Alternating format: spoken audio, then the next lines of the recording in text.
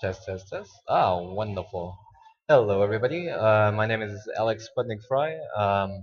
I've been doing workshop stuff for about 2 years now, and I'm going to give you a brief intro on how to get started on the workshop.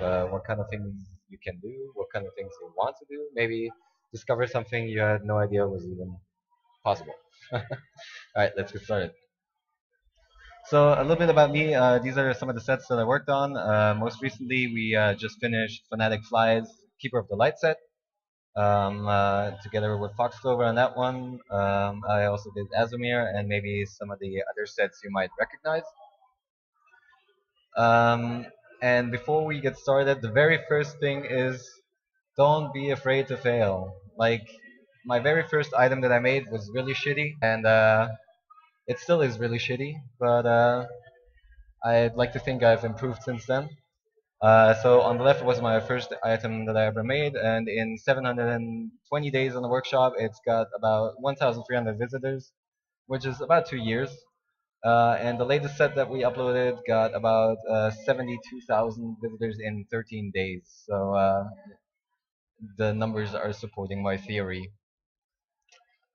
All right, I'm gonna take you really briefly through the different steps that, or the different things that are possible in the workshop that you might be interested in, or that you might want to do. The first one and the first step in the process is concept art. Concept art is like taking an idea, putting it onto paper, making it a concrete thing. Um, there's a lot of times where people come up to workshoppers and are asking, "Oh, I got this really cool idea for a set. Could you make this?"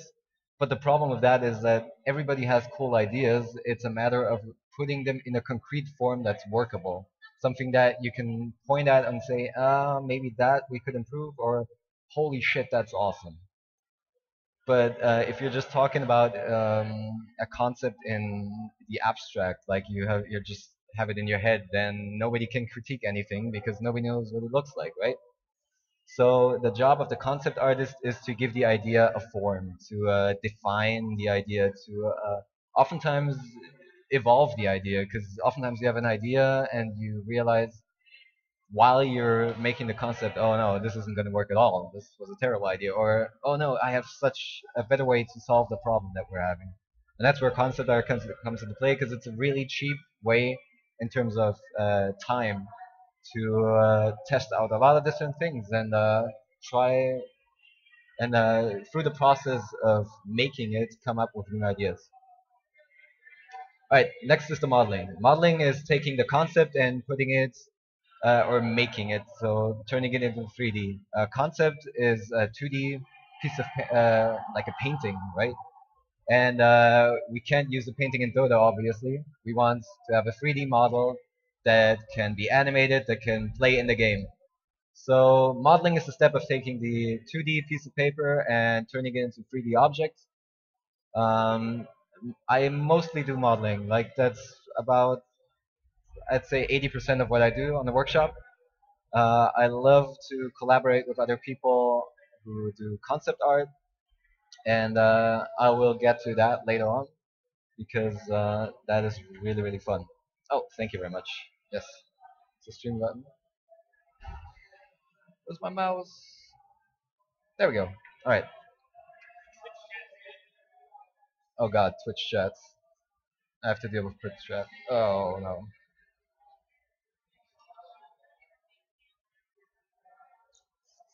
Here we go. All right. After the object is modeled and you have your sets in a 3D form, right? It's time to rig it and animate it. Rigging is making it move, right? You got to give it bones, otherwise it can't move. Otherwise, it's just a static 3D object that won't do anything. So that's the process of rigging. Actually, let me do one thing real quick. Uh,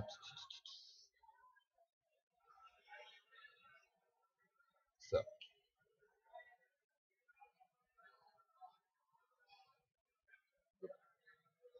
all right.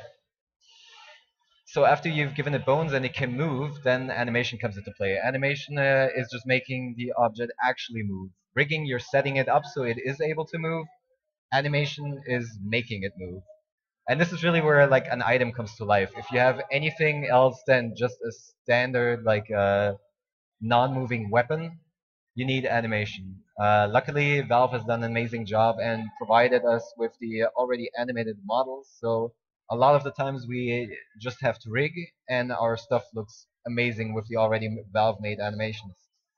Other times, if people like to go the extra mile, or if they have a very complicated design that might require some extra animation, you get an animator, and they make increasingly cool animation. All right, particles. Particles are very new on the workshop, and still in its infancy, but there's a lot of cool stuff coming out in that area. Um, Also something I haven't spent too much time on because it's just like a huge area that's still being explored right now. The same with source filmmaker and presentation. We see a lot more people coming into the workshop, bringing in extra production value, going the extra mile and taking it into source filmmaker and making awesome stuff with it. Like, it's amazing. I'm totally blown away. And modding, of course, though that's still on the horizon. It's a huge area that you can get involved in. All right, on to community. Community, when making 3D art or when making any kind of art, like I think community is one of the most important aspects of the whole process. Because if you're sitting in your room alone, you're trapped with your idea. If you're trapped with your idea, you're gonna do stupid stuff that you're gonna regret. Um, for example, everything all right? All right, that better? Test, test, test. Wonderful. All right, so community is an extremely important aspect in 3D art because you always need somebody who's outside of the project to check what you're doing because you tend to fall in love with what you're doing for whatever reason. It just happens, right? And you need other people to snap you out of it and say, "Oh shit, you fucked up there." All right, so this is where Polycount comes into play. Polycount is an amazing community. Polycount, you might recognize the name from the Polycount contest, which was run about a year now ago or 1.5 years ago. And it was a joint effort between Polycount and Valve. And some of the best sets that are in Dota right now came out of that Polycount contest. There were literally like hundreds of sets being submitted at the time. I submitted my own terrible set that didn't get in, but it was a learning experience, so I'm happy. I learned a shit ton, and yeah, amazing stuff came out of that contest. Um, so what is Polycount? Polycount is primarily a forum, but it's also much more than that because Polycount is a community for artists. It doesn't matter if you're doing animation. It doesn't matter if you're doing 3D art or concept art. Anybody can join up and the awesome aspect about it is that it's all skill levels, right? So you have industry professionals who've been working professionally for 25 years and are amazing at what they do next to total noobs, and the total noobs are coming up and like totally basic elementary questions, and these guys that have been dealing with these questions for about 10 years or something like that still take the time to answer and still take the time to help nurture new artists, and that to me is mind-blowingly awesome. So huge shout out to Polycount. But Polycount is also weird. Like Polycount doesn't take itself too seriously. Um, a lot of the artists that are there are working at professional game studios, right? So they like to hide green tooth, the logo of Polycount, in random games. So by any means, if you have a game, I challenge you to look for the green tooth because it's probably somewhere in there. Um, Polycount is also an amazing resource to gather inspiration, right? You see work from artists that are most of the time better than you. Let's be honest. But the challenge for you is then to turn that around and not say, "Oh my God, these guys are so better, so much better than me. I'll never be this good." But instead, go, I want to learn to do what these guys do, right? And that's my primary way of learning stuff. I see something awesome, and then I get really jealous, and then I'm like, wait, I gotta make that. Like, I gotta be as good as that guy. So yeah, there's all kinds of people on there. All of these here. I don't know if you can see my mouse, but Jay Fletcher made the Red Panda courier, the one that carries around the beer. Valve's own Paul Pepera is on there. All kinds of amazing people. All right, so how does this apply to Dota? The awesome aspect of it is that Polycount is one of the largest Dota 2 communities in terms of making items for Dota. So not only do you have increasingly awesome games artists from all over the industry, but you also have uh, a concentration of just Dota 2 artists, right? And that allows you to get into very in-depth discussion about stuff, and allows you to learn to that specific area, and gather inspiration from all these other artists. Like, let's see, we have uh, we have Bounce, Motenai, and Jeremy Klein. All three of them are here, so you've probably seen them around the area before. And like I said, the primary way that I learn to get better at something is to look at what other people do, and then try to A, copy that, and then B, improve on that. And the Dota 2 community on Polycount has been extremely helpful for that. All right, streams.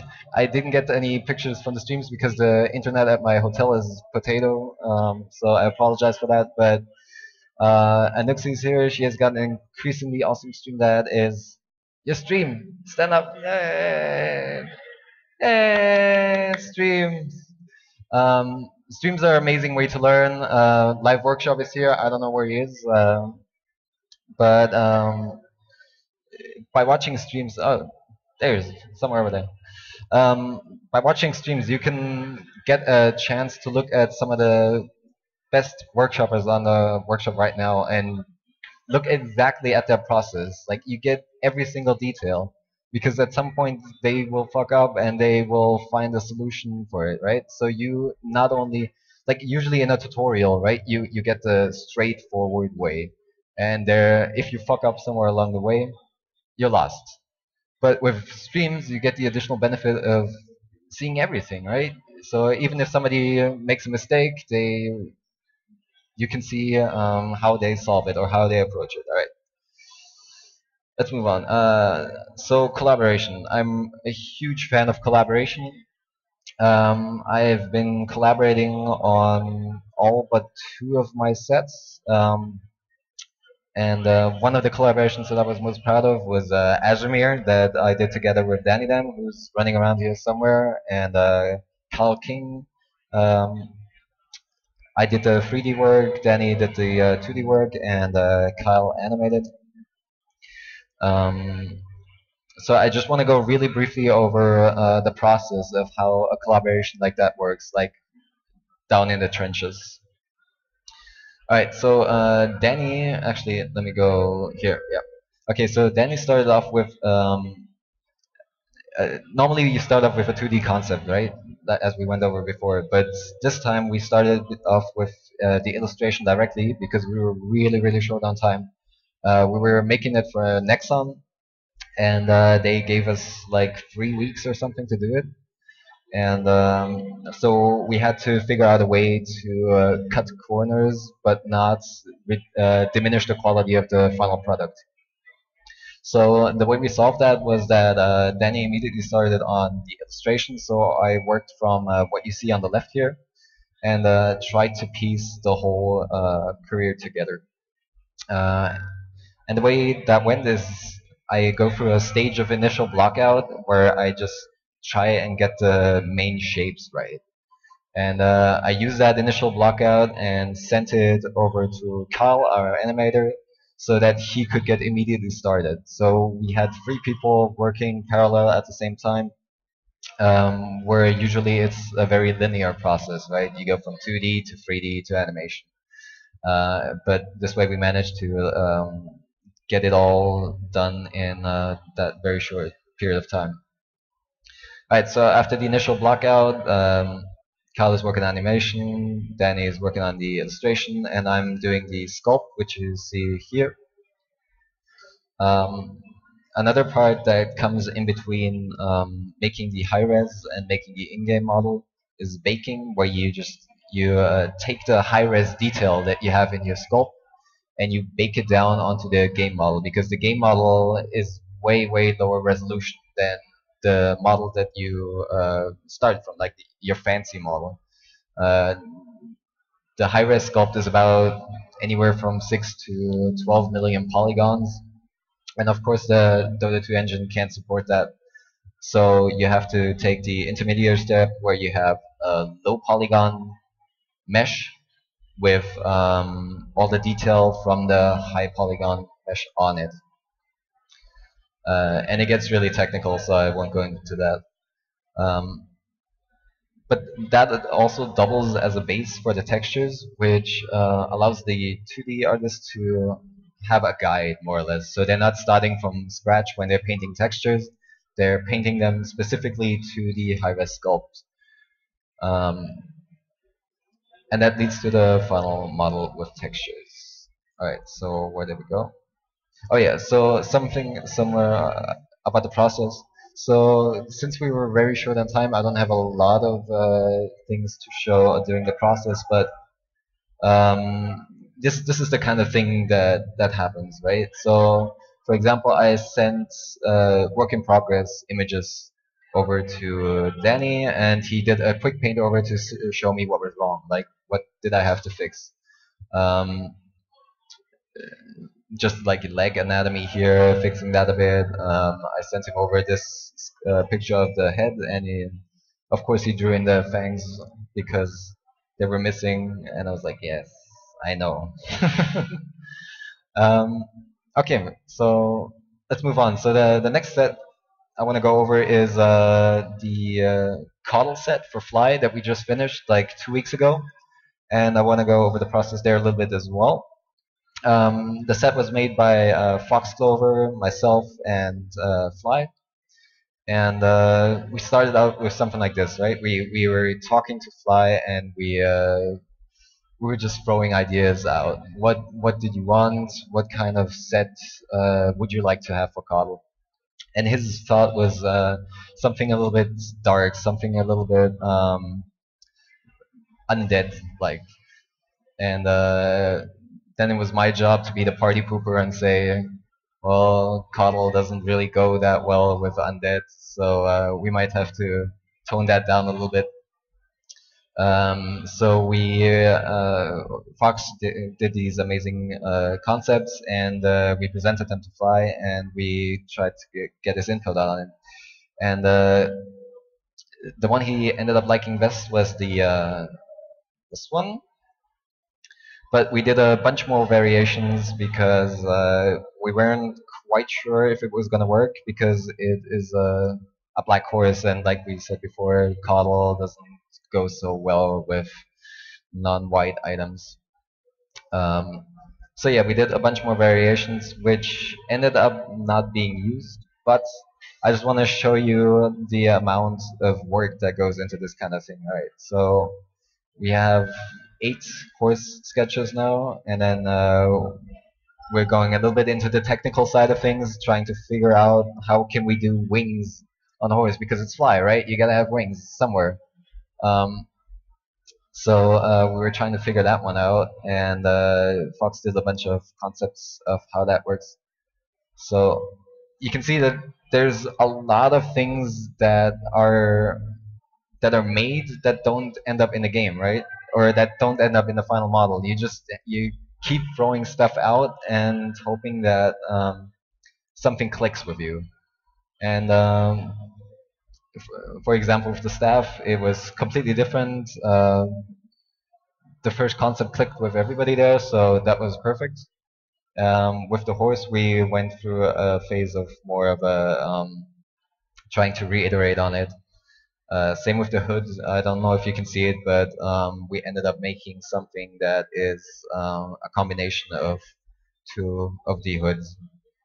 All right, I'm going over it here. So on the very left, you can see the very first iteration that I did for the hood, and something was missing, right? We couldn't quite put our finger on it, and it wasn't quite as good as we wanted it to be. So I sent a picture to Fox, and we just discussed how we both felt about the shape of it, and she did this paint over of the giving him like a more hair and a beard, and changing the shape of the hood to be a little bit more interesting. We ended up keeping the beard, but not the hair on the sides because it ended up being too much. Because Carl already has a magnificent beard, and we didn't want to overdo it.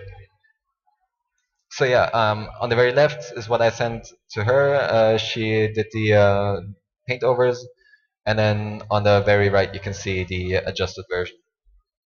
So that's generally the process. Like if we're ever unsure about anything, um, I really like to try to get it into 3D first and see if it can't be fixed there, right?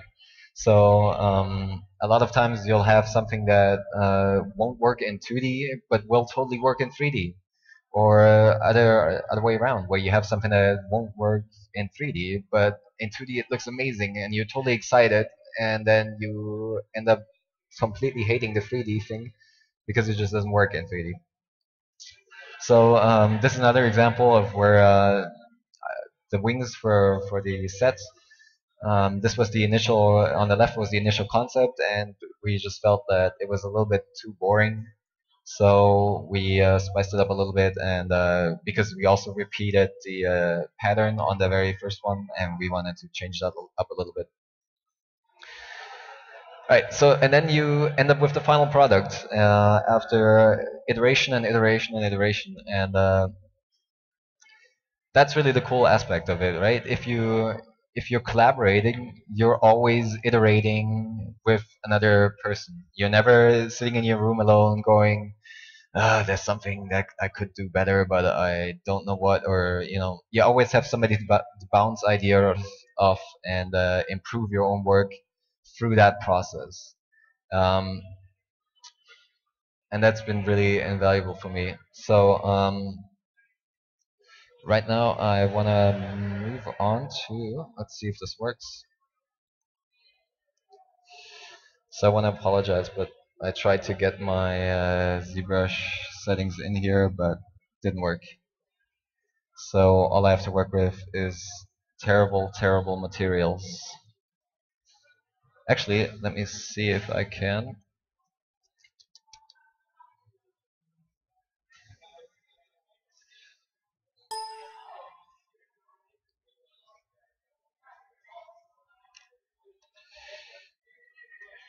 I'm just gonna see if I can load up one of my materials to make this whole thing look a little bit better.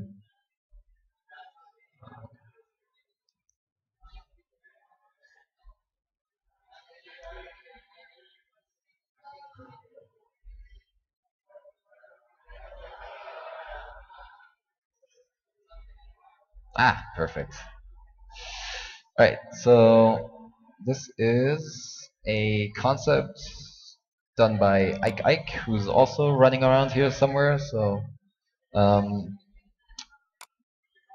collaborating with him on that one, and we also went through some iteration on that one. So the initial idea was to do like a kaiju inspired set, right? And this was the very first draft. Um, yeah, ignore that. That's like this was the refinement process, and we were trying to nail down shapes. And I really liked some aspects of it, but there was still something off that I couldn't place. Like I loved this one, but thought we needed to add an eye. So that was the concept that we settled on. And now I'd just like to show you guys how that works. Um,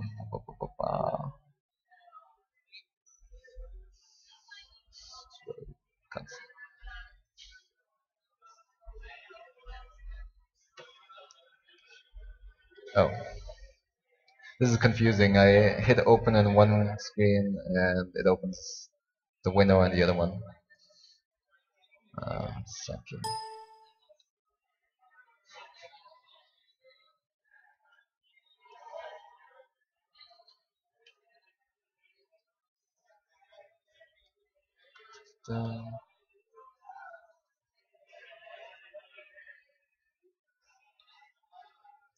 Oh, I made a mistake.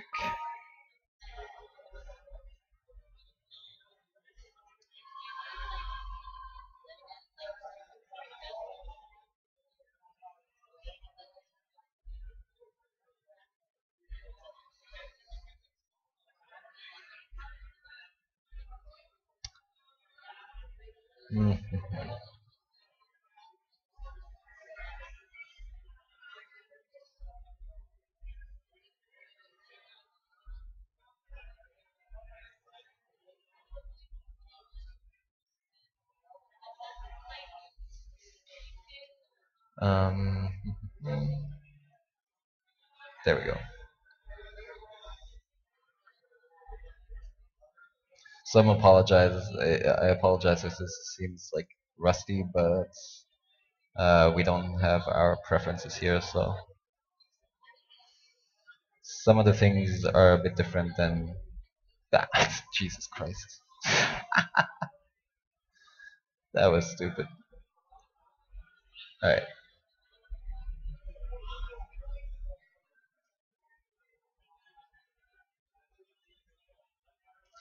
here we go.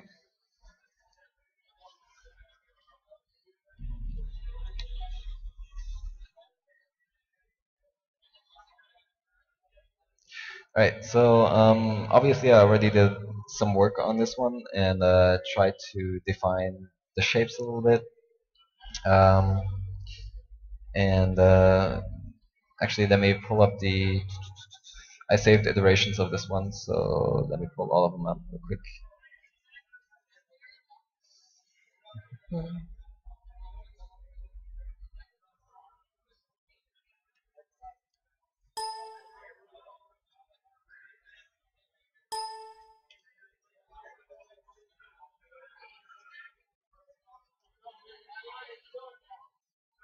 Right, so this is what we start with, right? This is Space Sand King with his default head. You all know him. So um, then we go to initial blockout, right? Just trying to define the shapes. But you guys can already see that this is completely wrong and doesn't look anything like this, right? So this is about 2 or 3 hours of trying to plug it out and trying to figure out where the shapes are. And then this is a little bit more down the road, but you can still see things are off and it's not looking like the concept at all. And this is the point where I hate myself and try to quit this concept. But if you push through that, then you eventually get to something that looks a little more like this. And what is this one? Oh, but at the very last step, you get to something that looks like this, where it's pretty close to the concept. I still got to do a little bit more work on it, but it's getting there. So I really want to elaborate a little bit more on the whole um, collaboration thing because I feel strongly about that. That it's it's one of the best things to learn. It's one of the best ways to learn, right? The way I don't know for each person is different, right? But for me, the best way has been to work with other artists that are as passionate about this as I am, and then um, trying to just absorb what they know, right? And they in turn try to absorb what everybody else knows. and that way the whole community gets better. And every time somebody new enters the community, which happens quite a lot of the workshop artists that are doing incredible work right now um, weren't doing anything on the workshop a year ago, and a lot of them just came in really new and learned from all the way from the ground up. And that to me is really amazing because that means that we're doing something right in terms of helping people out, in terms of building a base for people that are excited to get into this kind of stuff, and providing them with the resources they need to get started. Um,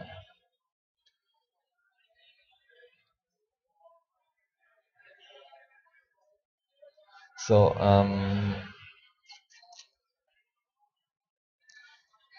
thing, the other thing is that through collaboration, right, you not only get to steal in quotation mark other people's workflows and other people's skill, but you also you build relationships, right? You meet people through mostly online, and then finally through events like this, you meet them in real life, which has been really awesome. Um, the whole thing with the workshop is that it's all online, right?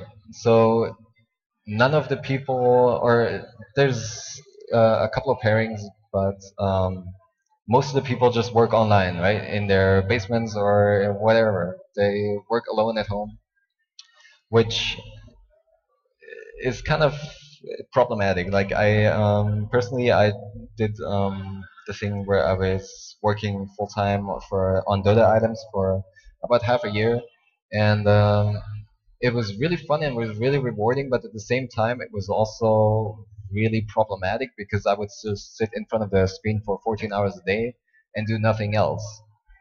And while I learned a ton during that time, it was also not so good for me as a person, which is a big trap that you can fall into with this kind of stuff because it is so tempting to just work on this because you love it, right? Um, So yeah, the community that you have in the workshop is really important in keeping, not only in improving yourself, but in keeping you sane, for lack of a better word. Um, it's been really amazing to get support or from other artists and to give support to other artists who might be struggling. Well, there's one. Hello. So test, test, test. Yeah, there we go. All right, so it's been really amazing to be able to interface with artists who might be completely new to the community and try to give them um, a line which to follow. Um, and all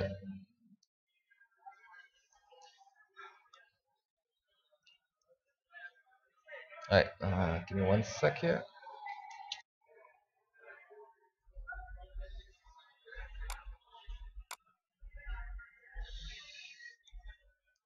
Oh, here we go.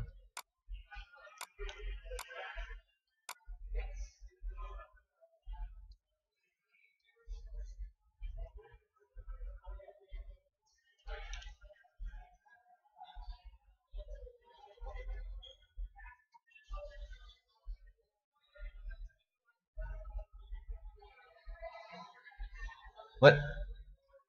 No, it's okay. All right. Sorry, I'm trying to ignore Twitch chat because. um, all right. So from this point on, I just want to like take you through a couple of the steps to get to this, to something like this, right? So just refinement.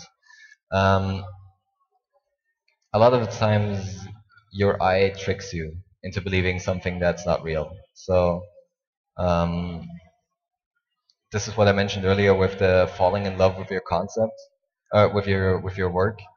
It happens instinctively. You just you fall in love, or you're so used to seeing something that you've been staring at for the better part of a week or something like that, that you've been working on, and if you don't have anybody to check with, it's really easy to fall into that trap of, oh yeah, it's awesome, I love it, I love it. And if you have somebody to check it against, it doesn't happen nearly as often, but it can still happen. Um, and That's why I try to push a lot for collaboration instead of just working alone. Um,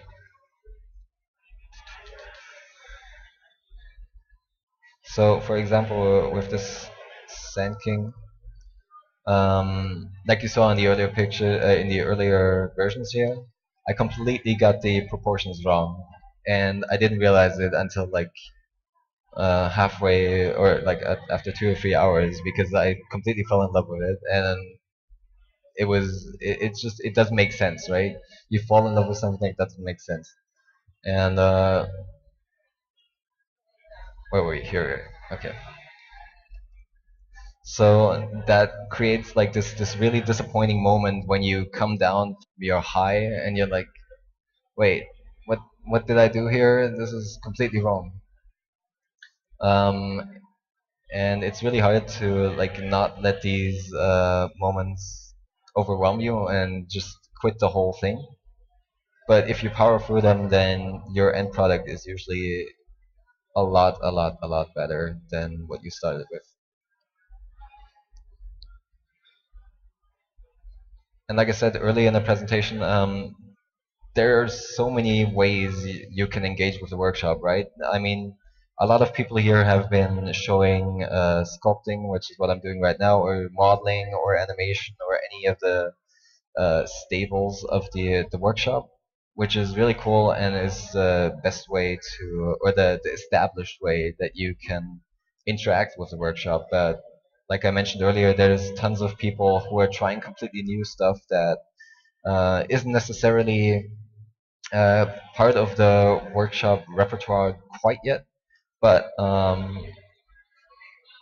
will hopefully be soon in Valve time.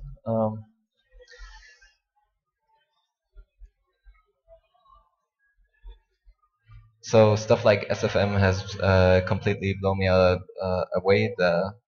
The work that people put into that, and trying to just provide value for the Dota 2 community, be it through awesome hype trailers for TI. I don't know if you guys saw that one that was posted like 2 days ago or something like that. It was amazing. Um, so yeah, there's always a way that you can add stuff, or that you can add value to the Dota 2 community, right?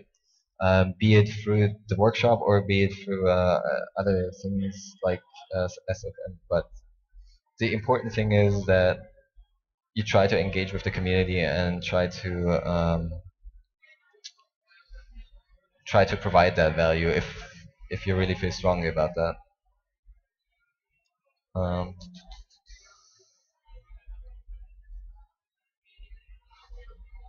so the most asked Twitch question in history has been asked, which is what application are you using, and that would be ZBrush.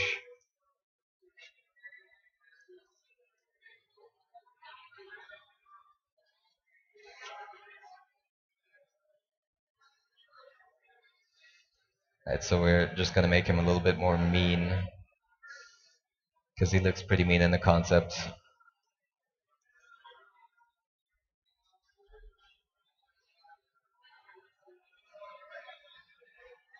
At this point, it's just a matter of trying to refine what is already there and try to really make it fit the concept. Like this little piece that I'm working on right now. You can see it has a very nice curve up here in the concept, so I'm trying to capture that and make it go thinner again here. And something that I said at the beginning, but something that bears repeating is, if you're trying to get into this, don't be scared. Like, everybody sucks at this at first. Everybody sucks, and the only way you can get better is by first sucking. So, um,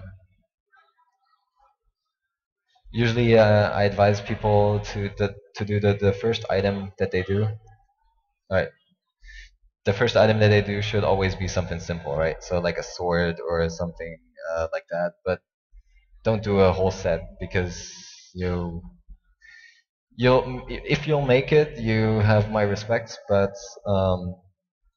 usually people just get discouraged and quit along the way, which is really, really a bummer, because there's a lot of awesome creativity and awesome work that goes into this, and then people started they started trying to do too much, and then get discouraged along the way, and it sucks, because if you see like an awesome concept posted on Polycount, and then or a month later you ask what happened to that, and it's like, I just ran into technical issues, and I couldn't deal with it, right?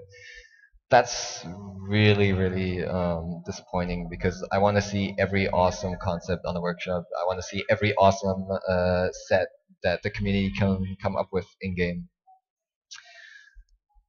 Yeah, Twitch chat. Thank you very much.